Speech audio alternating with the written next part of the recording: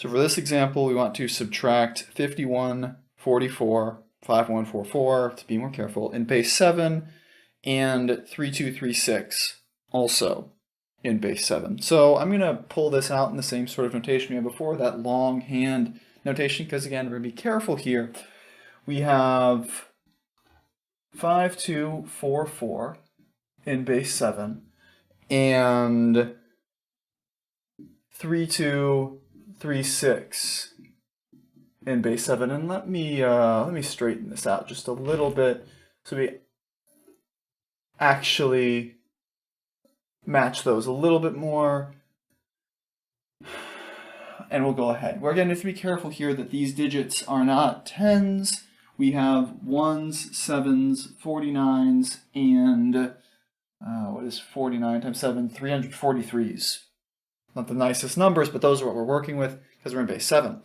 So in this first value here, we are subtracting 6 from 4, and with where we are, we're not going to assume that that's negative. Instead, what we're going to do is borrow a digit here from this 4.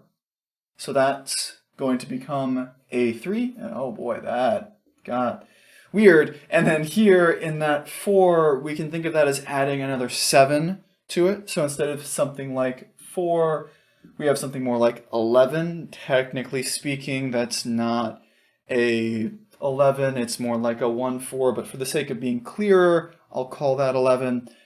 And you pull that down, we'll get 5.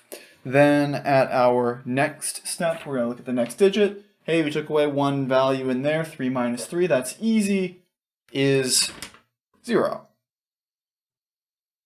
And then at this next one, it would have helped if I had copied this properly, because otherwise that's a very, very easy problem. Because if that was 2, then that'd be 0, and then we'd have 2, we'd have 2005, or 2005. No, that's not very much fun. It's too easy.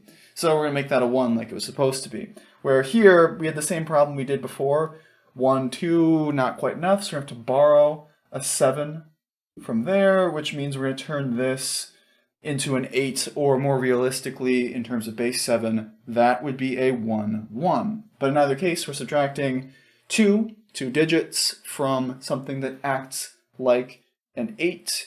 A 1, 1 minus 2 in this situation would leave us with the same thing as an 8 minus 2 in base 10. Either way, what we should have here is a 6. And then finally, in our last case, it's a bit clear that we're doing 4 minus 3, not too creative. We end up with a 1. So in total, we have 1605 in base 7, where if you want to check that, you can convert it to base 10 and convert it back. But in my opinion, when we're on to 4-digit numbers, we're past the point of that conversion being particularly efficient for the type of problem we need to do. Anyway, this is basically how any subtraction works. It's the same sort of thing that you've seen before. It's just there's a tiny bit more subtlety with how you carry around those extra values when you're bringing one over to help out. That said, next thing we're going to do is move on to our third operation, where we're going to look at multiplying numbers in bases other than 10.